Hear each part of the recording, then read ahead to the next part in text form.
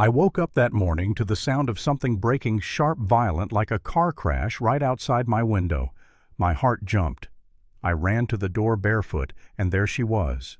Karen, the queen of this neighborhood, the HOA tyrant with her permanent scowl and an ego bigger than the cul-de-sac. She wasn't yelling this time. She wasn't writing one of her famous violation notices. She was standing in my yard swinging a hammer like she was auditioning for a demolition crew, smashing my satellite dish into twisted metal and dangling wires. And here's the part that should have stopped me cold. It wasn't just a dish. It was a federally issued emergency receiver tied directly into the Department of Homeland Security's communication grid. In one swing, Karen had just committed a felony against the federal government. I froze. Not because I was scared of her, but because I knew exactly what that dish meant. I had signed a contract. I was responsible for monitoring it, and if anything catastrophic happened in our region, that receiver was the lifeline. Karen didn't know any of that. To her it was just an ugly eyesore. She brushed off her hands like she'd done the community a favor and said, "You're welcome. HOA's been discussing this for months. You ignored the letters, so I took care of it." That smug look on her face. God, it was the same one she wore when she fined people for the wrong mailbox color or left angry notes about lawn chairs visible from the street. Only this time she'd just dug herself into a hole she couldn't climb out of. I didn't scream. I didn't threaten. I just stood there staring at the wreckage, letting the silence eat at her confidence. And while she strutted back across her lawn, muttering about sending me the bill for cleanup, my phone buzzed with a restricted number. I already knew who it was. A clipped voice came through the line. "This is the Emergency Communications Office. We've detected a disruption at your station. Confirm status." I looked out the window at Karen standing tall like she'd just saved the neighborhood from a monster. "Status," I said, "is that a civilian with a hammer decided she had more authority than the federal government." By the time the black SUV rolled up, Karen was still buzzing with self-righteousness, narrating to anyone within earshot how she'd protected the community from my dangerous, unsightly equipment. Two men in suits got out. You could feel the temperature drop. These weren't HOA inspectors. They walked right past.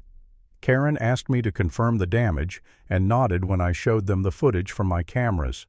Karen's face cracked. "Excuse me," she snapped. "I'm the HOA president. That dish violated community guidelines." One of the agents looked at her and said flatly, "Ma'am, what you destroyed was a federally commissioned receiver tied to DHS channels.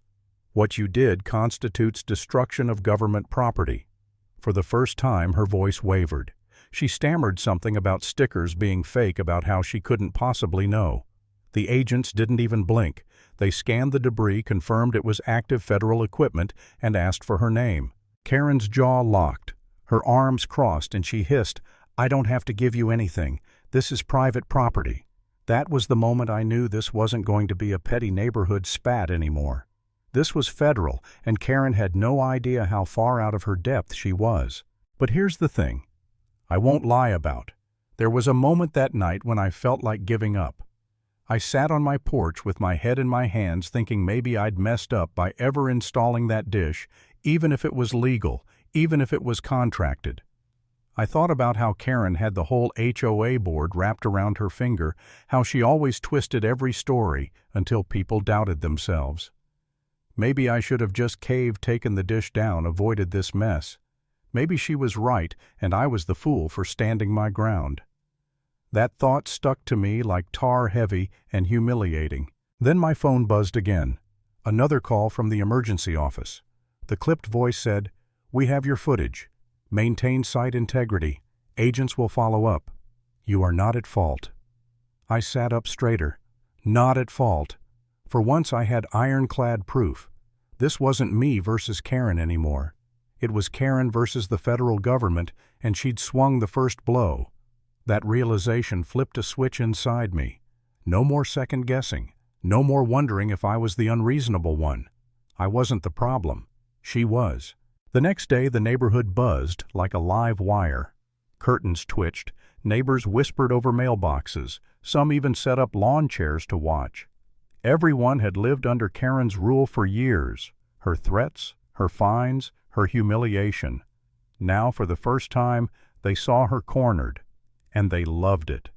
She tried to fight back, stomping into the HOA clubhouse for an emergency meeting. She slammed her binder on the table and declared, "I acted in the best interest of this community, and I expect full support." But the board didn't nod along this time. Greg, the quiet guy who usually only talked about landscaping contracts, cleared his throat.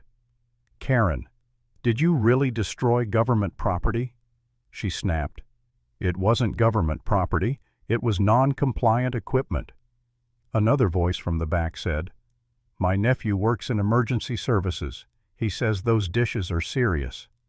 Karen flushed red, stammering, "That's just hearsay." Even her old allies turned on her.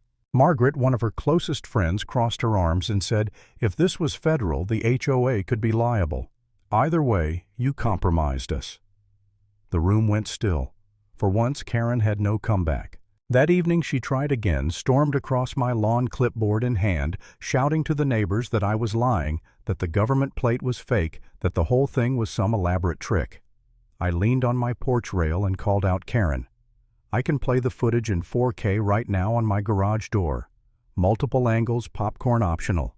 You sure you want that?" The crowd of neighbors burst into laughter. Karen's face went crimson, and for the first time she looked small. Then the SUV came back. The same two agents stepped out stone-faced, holding a federal notice of investigation.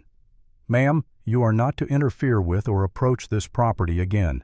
Continued violation may result in arrest." Phones came out everywhere, neighbors recording, grinning, whispering. Karen's voice cracked as she shouted, "You people don't understand. I was protecting the community." But no one bought it. Not anymore. The laughter, the sideways glances, the smirks, it all sliced through her like knives. She dropped her clipboard and ran. Not her usual dramatic storm-off. A run. Like prey, finally realizing no one was afraid anymore. The board voted her out that night. 20-plus years of ruling this neighborhood with threats and letters gone in a unanimous vote. I didn't even have to push. The neighbors did it themselves. Even her lawyer abandoned her when he realized what federal jurisdiction meant. Karen was finished. And me, I just sat on my porch, sipping cold coffee, watching the storm she'd created swallow her whole. For once, I didn't need revenge. Karen had done all the work herself. Some people think power comes from yelling the loudest or throwing your weight around. But the truth is simpler. Power crumbles the moment no one's afraid of you anymore.